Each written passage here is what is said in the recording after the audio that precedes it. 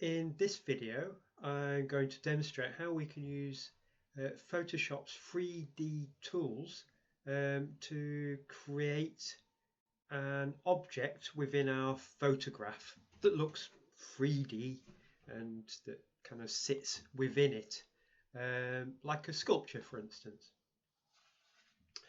What I'm going to do is I'm going to just use a piece of type to demonstrate this with. So first up, I'm going to go to my type tool, and I've chosen a nice bold typeface, and just in the middle here I'm just going to click, and I'm going to use an at symbol.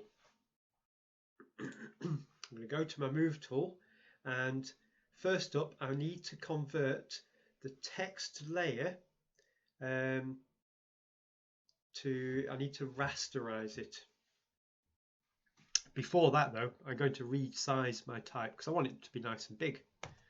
Alright, so there we go, let's make it a bit bigger. There you go, and I'm going to sit it on the grass here. Okay, it could be any colour you want. Okay, so next up I'm going to rasterize this type. So I'm going to right click on the layer, right click on the layer, and I'm going to choose rasterize type. Okay, now we can access the 3D features in Photoshop by going to the top right hand side here and clicking on this menu and choosing 3D.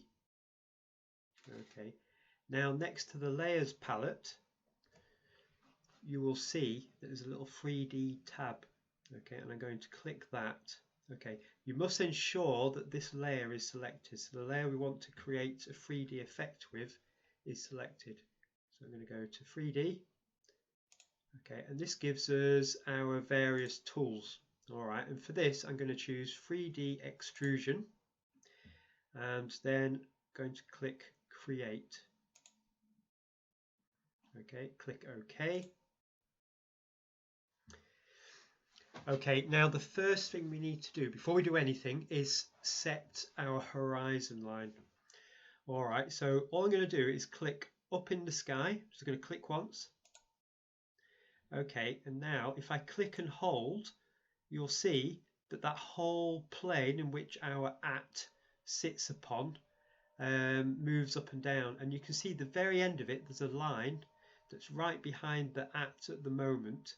We need to move that to the point where we think our horizon line is. So I think it is going to be about there, about my eye height if I was to go through that door. Okay, and you can see all the perspective seems to match up quite well with the buildings. Okay, now we do have the option of turning our object. So if we wanted it to be have it slightly side on, we can do that. All right, as well. So I think I'm going to, I might just turn it a bit more.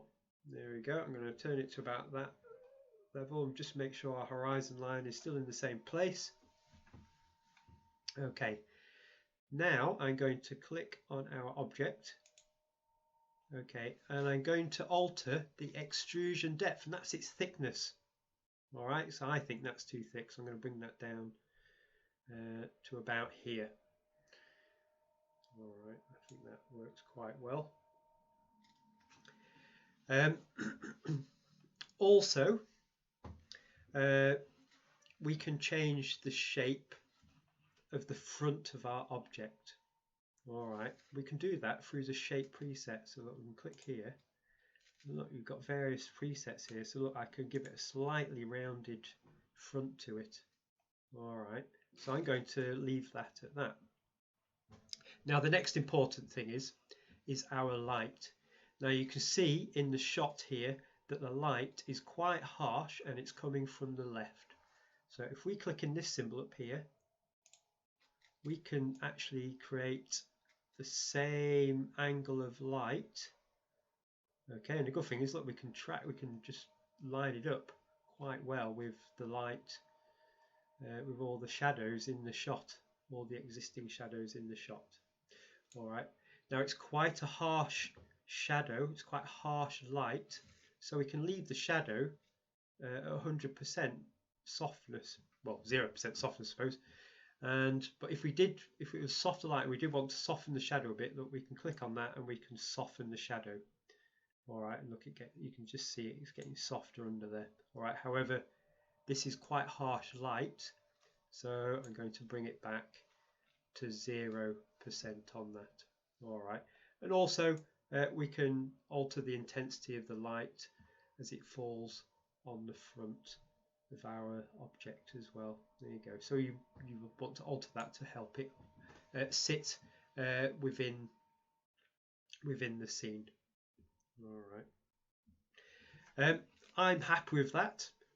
Dead simple. So what I'm going to do now is click back on layers, and then I'm going to right click on our 3D layer. Can you see this new layer that's been created here? I'm going to right click on that, and I'm going to click Rasterize 3D, and there we have it.